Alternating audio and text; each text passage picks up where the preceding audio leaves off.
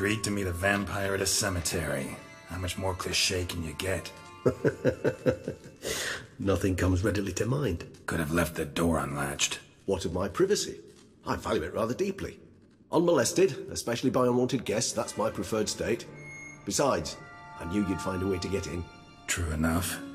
Need to find your friend. I'm hoping you'll agree to help. I shall do whatever's in my power. Yet what you want or even need must matter little. What matters is what Dettlaff wants. If he does not wish to be found, you will not find him. Ever. End of story. Come on. Gotta be some way.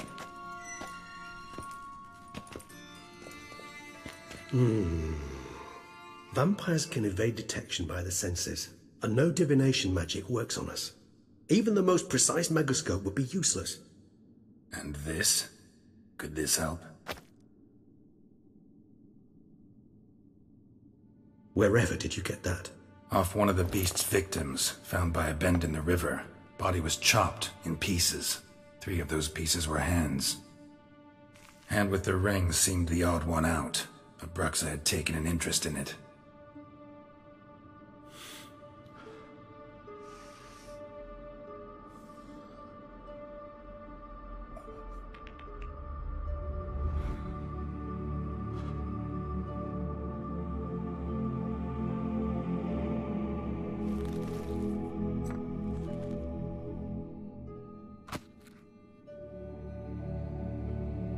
It's Dettlaff's hand, without a doubt.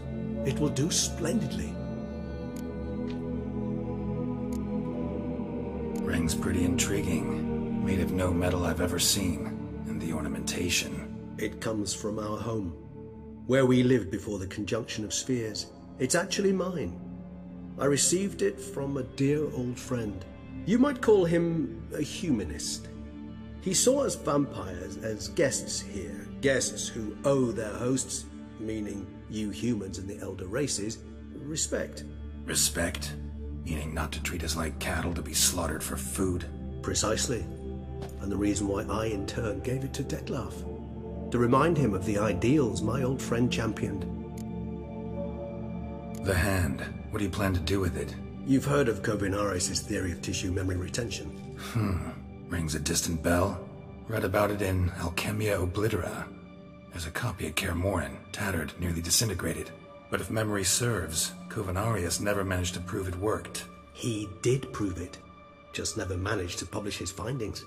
He and I corresponded, you see, after we became friends.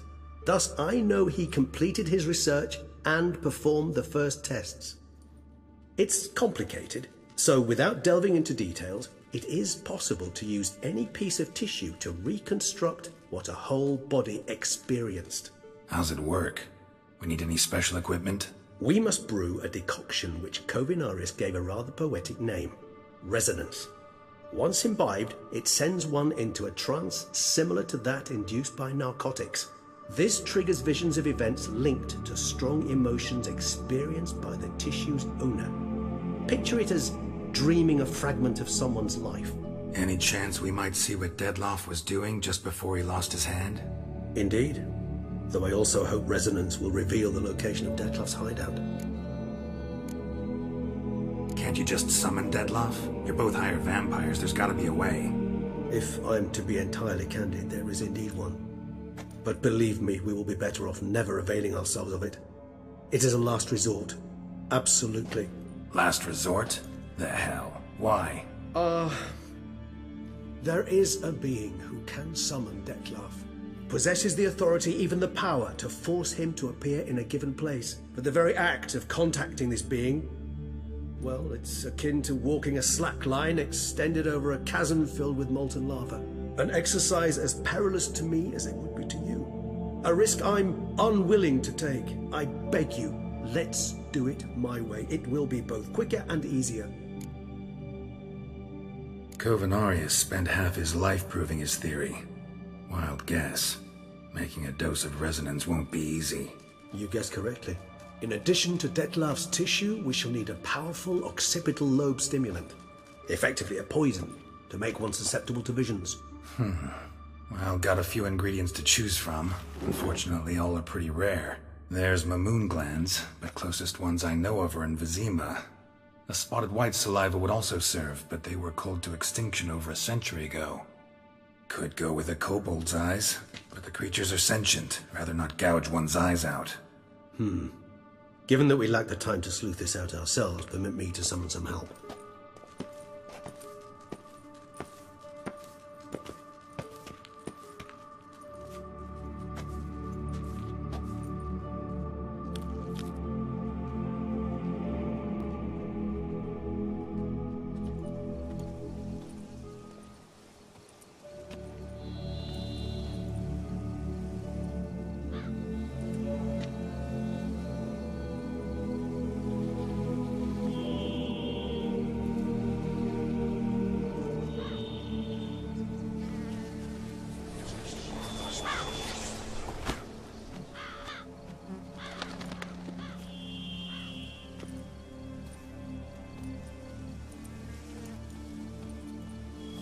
What was that? A raven? Rather a common sight at this latitude. Very intelligent fowl. I asked him to look for the creatures you mentioned. Him and his brethren. Perhaps they'll find one in the area, and I would hazard that a flock of ravens will spy any said creature faster than a solitary witcher would. With all due respect to your skills, my friend.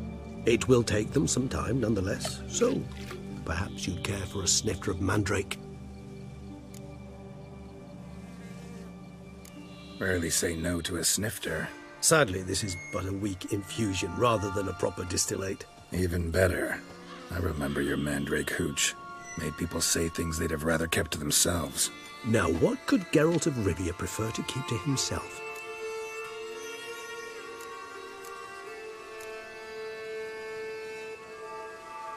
So, think you've set a nice little trap for me? Sorry. Want to get me to confess? Gonna have to try harder. I love a challenge. In that case, my ears are cocked. What must I do? How about you get the ball rolling? Reveal one of your secrets. Vampires, intriguing creatures, must lead fascinating lives. Anything in particular interest you? Curious what you did after you were reborn. As I'm sure you can surmise, at first I was thoroughly absorbed with recovering. As it is, I've still not recovered completely.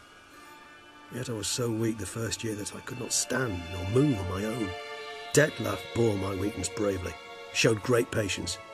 If not for him, I wouldn't be here, and I'd have regenerated far slower. Once I could at last stand unassisted, I set off for Bruges, for my one-time home of Dillingen.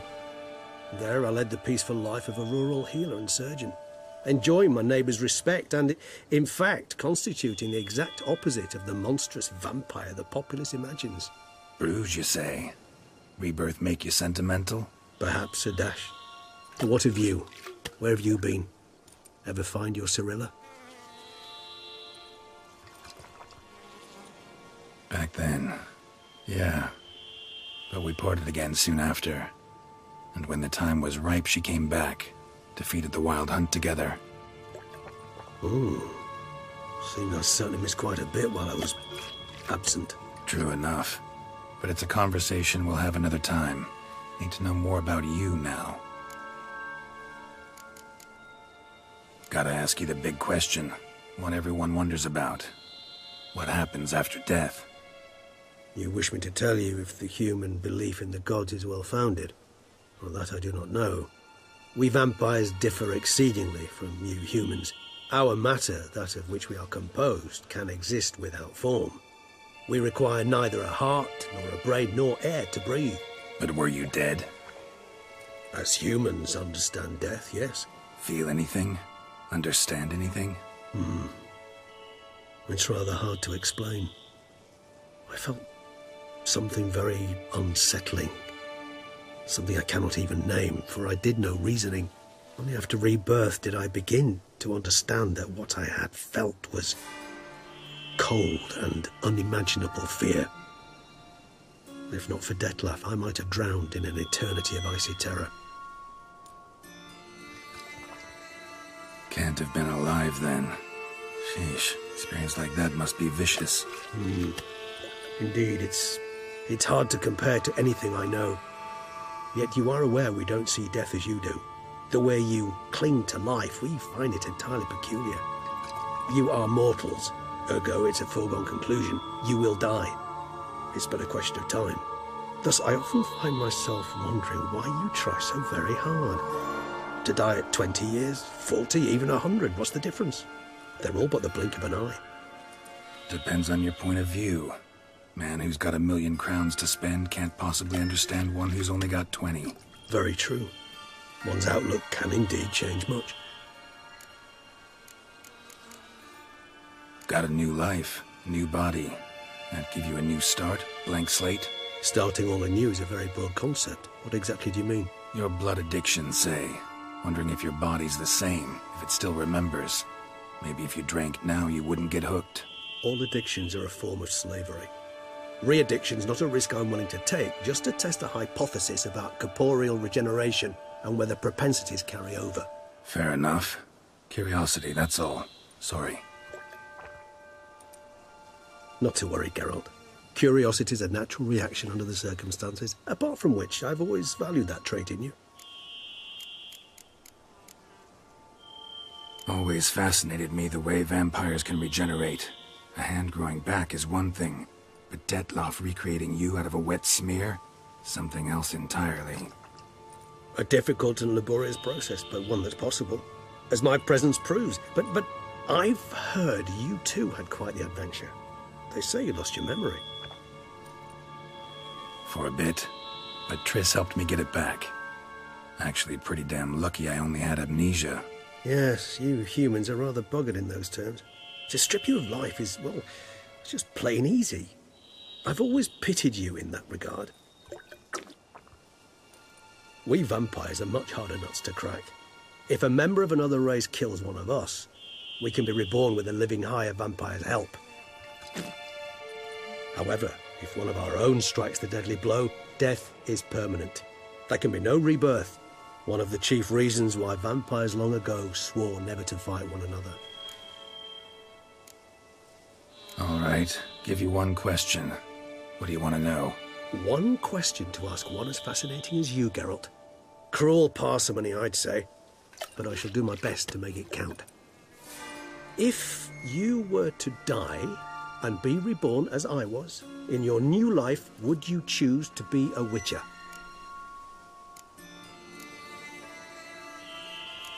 See, Regis. Doubt I'd know how to be anything else. Ever tried? See, you're determined to get an answer, to find out if I like being a witcher. Just refuse to ask directly, as always.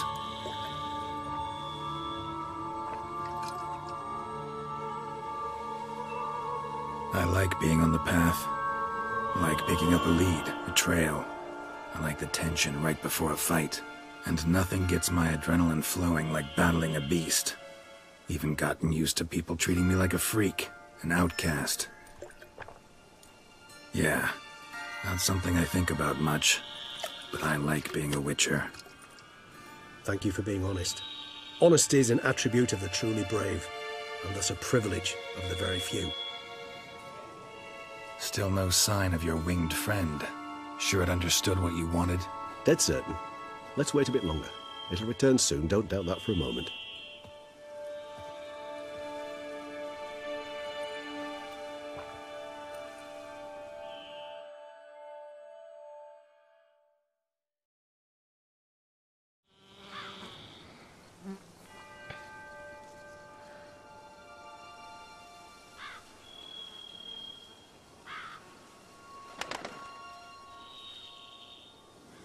Ever vigilant, even in his sleep.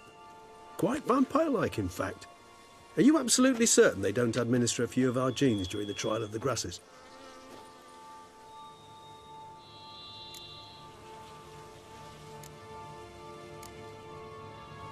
Far as I know, none. Now what you got for me? You were right. No kobolds or mamoons for miles around. Knew it. Allow me to finish. You see, there's this spotted white. It haunts an abandoned residence in the Caraberta woods. Impossible. My brethren hunted down every last spotted white before I was born. Then it seems you must revise your knowledge of spotted whites. For somehow this one managed to survive your brethren's onslaught. It seems I know this home it haunts. Recall a tale about it. Locals believe the place cursed. Perhaps that's how the white survived entirely unmolested. Know anything else about this curse? I don't recall much in particular. Really don't attach much importance to such things. It was mentioned to me as an anecdote, no more. Come on, search your memory. Something, anything could be important. I believe it had a relation to hunger, or, perhaps greed, rapacity. Someone was punished for something... Textbook definition of a curse, pretty much. Sorry, Geralt, I try not to clutter my mind with the details of every far-fetched tale I happen to hear. What are your thoughts? A specimen of a species thought long extinct, and a curse, in one place. That a coincidence, or are they related? Ah, professional curiosity. Personally, I've nothing against you delving into this dilemma, but please remember we need the whites' saliva. Nothing beyond that. Whites rarely appear in the woods, even less likely to find them in abandoned human homes. They inhabit remote wildernesses, old abandoned cemeteries. What's your point? This might not be a spotted white after all. Your little helper might have made a mistake. I sincerely doubt it. Ravens are devilishly intelligent creatures, and they've highly developed observational skills. What exactly did they observe? The area around the estate. It's covered in... spoons. Spoons? Spare me the skeptical smile. I'm but the bearer of this news. Or perhaps this spotted white is a hoarder.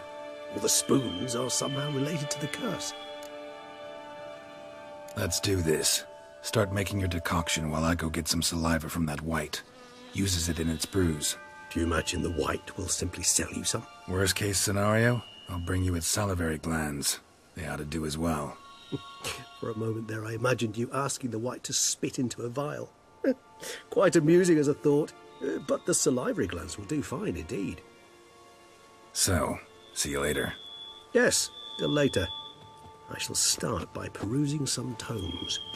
Tomes? Thought you were gonna make this decoction. We require one last ingredient.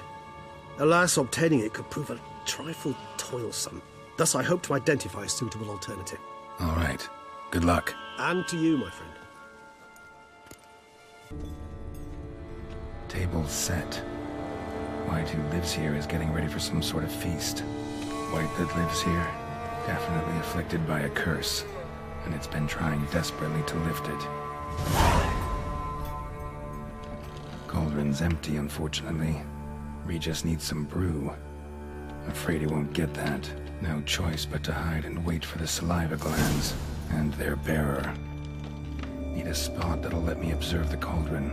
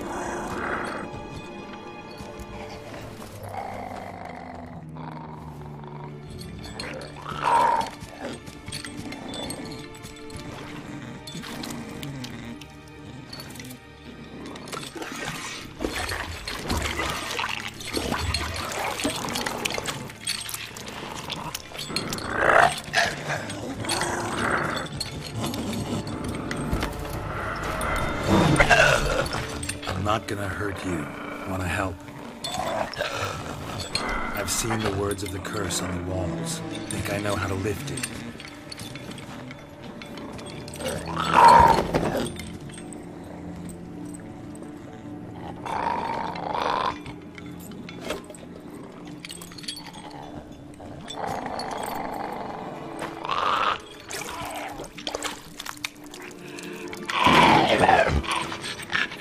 You tried to bring folk here, convince them to sit at the table with you, right? Well, I'm gonna be your guest now. Your willing guest.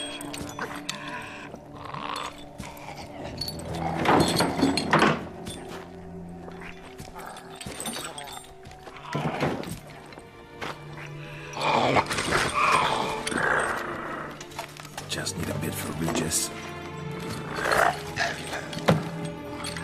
And now we'll tend to you.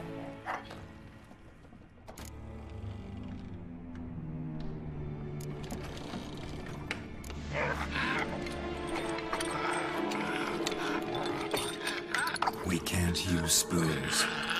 No, that won't work. You've been looking for a spoon that would feed you, but there's no such spoon. We need to eat without spoons.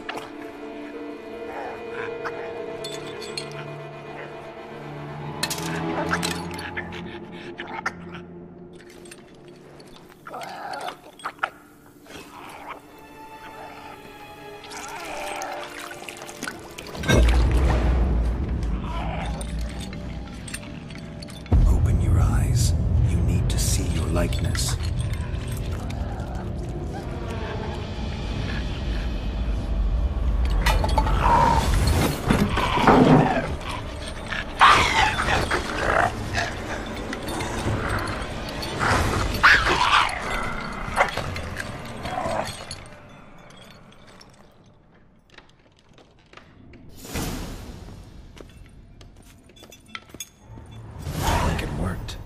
Just not quite like I expected. Need to see what happened to the white. Won't be hard to find given its stench.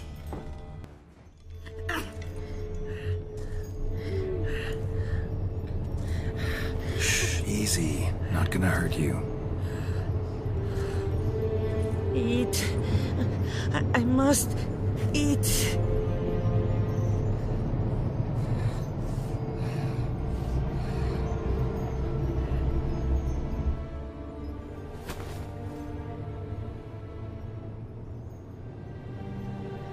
I'll take you someplace safe.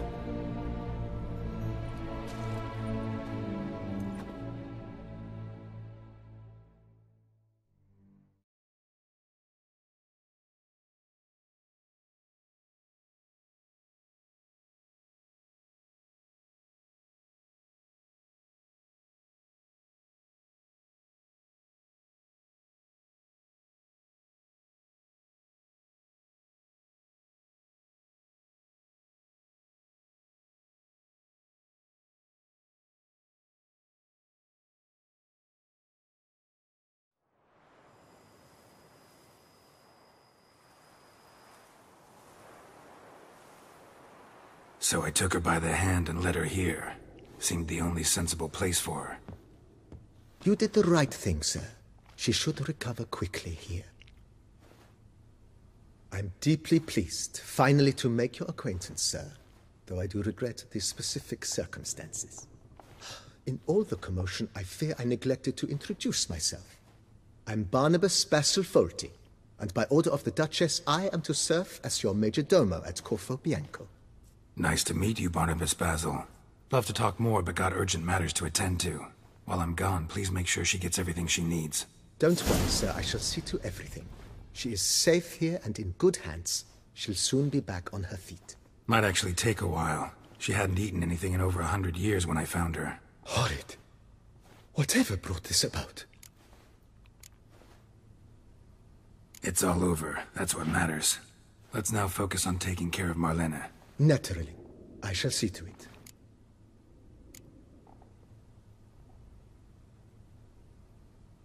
Asked about our guest earlier.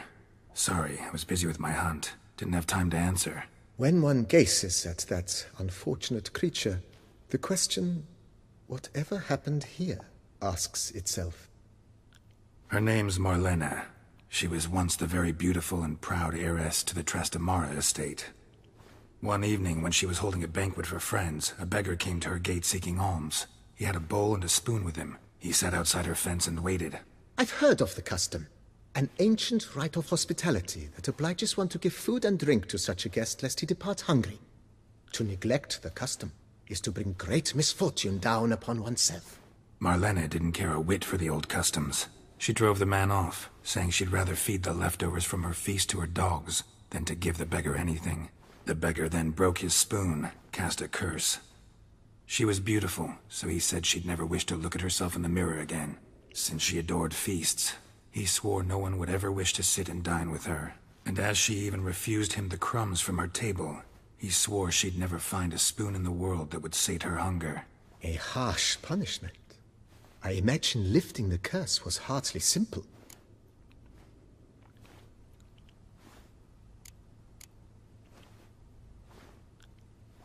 Curses are tricky. They play on irony. Always gotta figure out what the catch is. Marlena had spent decades looking for a way to lift it. Transformed into a wight, she stole spoons and lured folk into her home, trying each time to get them to dine with her. Didn't work. So what did? Someone had to sit down and share a meal with her, of their own free will. They had to eat without using spoons, and make her look at her reflection. That's it?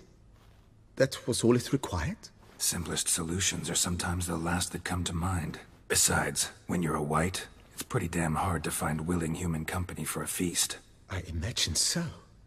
But, most importantly, it is now over. Please, don't worry.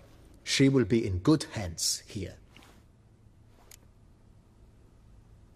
Vineyard comes across as a place with a rich history. Know who owned it before me? Baron Rossel, who went bankrupt, forcing him to sell the estate to the Duchess. The Baron, in turn, had purchased it from Monsieur Bolius of the Headsman, a truly colorful man of Ketweni origin. He was actually a headsman? No, not him, but his great-great-great-great-grandfather. Indeed. Apparently, he was a common cut-purse who somehow secured for himself the post of ducal headsman in Beauclair. Went about his work with an exceptional penchant. They say he chopped off more heads than there are grapevines in the ducal vineyards. He never hesitated, not once. Never sliced unevenly, never botched a job. For his exemplary service, the Duke granted him a title and this estate. Monsieur Bolius, on the other hand, was an engineer in his younger years. Once retired, he settled here and took to producing wine. Sadly, misfortune struck and he lost his sense first of smell, then of taste. Additionally, he could not drink alcohol. His medic forbade it. Shame that. He gave up making wine? Not at all. He made even more of it.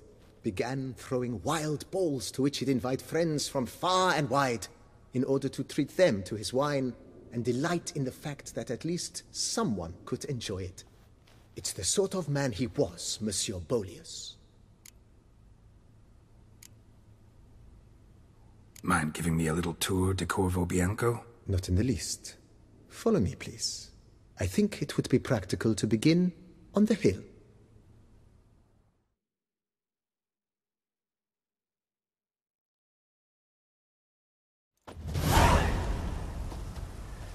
Behold, sir, your estate in all its splendor.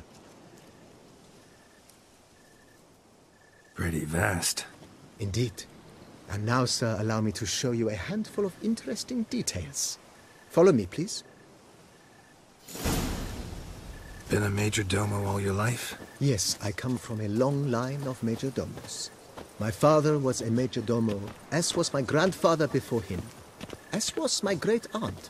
In fact, she was the one to start the tradition. Great-aunt? A hard woman.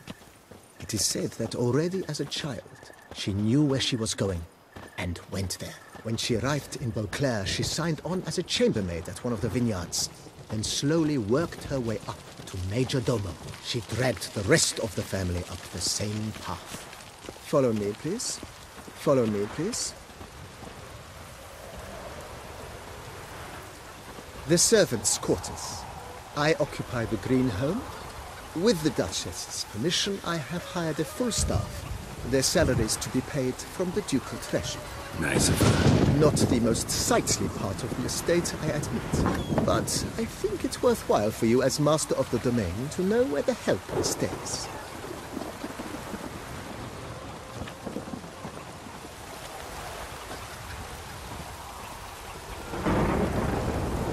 Follow me, please. Baron Rossel ordered the vines in this part of the estate uprooted and olive groves planted in their place. They look beautiful, especially come spring. Don't look at all bad now, either.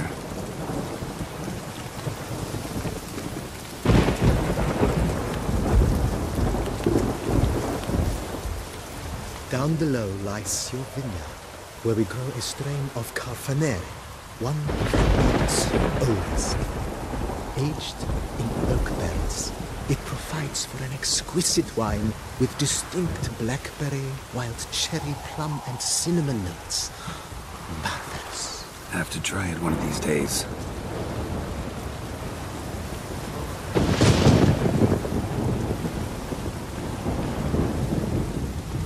Nice well. Picturesque. Yes, though it ran dry long ago. During the raucous feasts Master Bolius held, he would order it filled with wine. There's a tale about a guest attending a Bolius ball for the first time and thus unaware of the custom. He had suffered great heartbreak and had decided to end his life by jumping into the well. The festivities were coming to a close, and the well was nearly empty when the suicidal guest finally jumped. Instead of killing himself, he merely broke his legs. To numb the pain, he drank the wine. Drank himself to death? Not at all. When found the next day, he had concluded he'd witnessed twin miracles. The water had been changed into wine, and he had survived. He retired to a monastery in the Dragon Mountains and began preaching the wisdoms of Lebioda.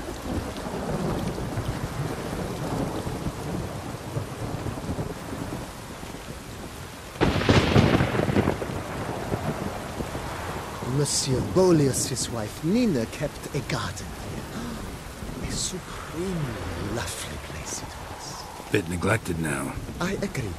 Yet nothing stands in the way of restoring it to its former glory, and once again planting it with herbs and other vegetation.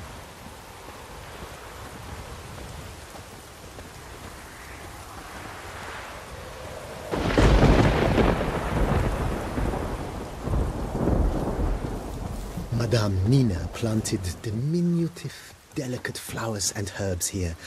One might say their aroma still hangs in the air. You're quite the romantic, Barnabas Basil.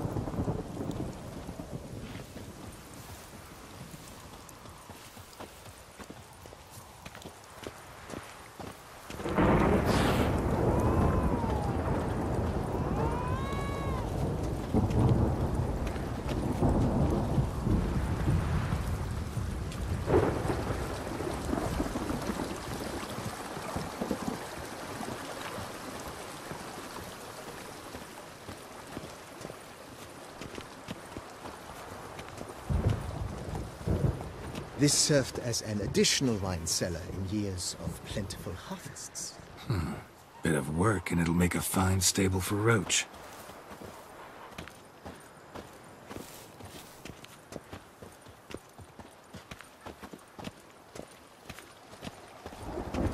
The cellars, voila. During Monsieur Bolis's time, wine was kept here, but Baron Rossel used it to store olive oil as well. I took the liberty of cleaning up the mess, which I made while fighting the Bruxa. Thanks, Barnabas Basil. Appreciate it.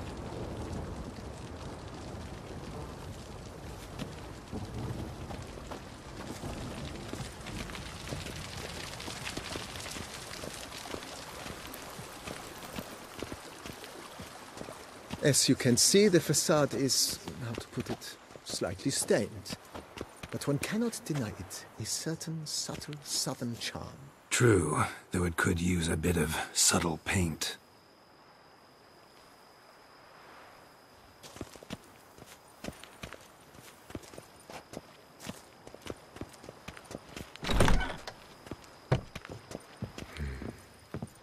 and welcome inside.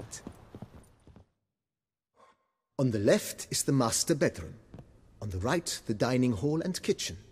Upstairs, you shall find the guest room, currently used for storage.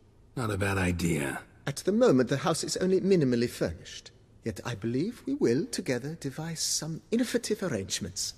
A few paintings, for instance, would breathe new life into the abode immediately. With that, sir, you've seen the full lay of the land. Corvo Bianco is a beautiful estate. Though one must admit, time has taken its toll. Forgive me for being forward, but if you were to choose to invest a small sum towards its beautification, consider me at your service on the matter. Think I'll take you up on that. Be sure to come and see you if I decide to do any remodeling.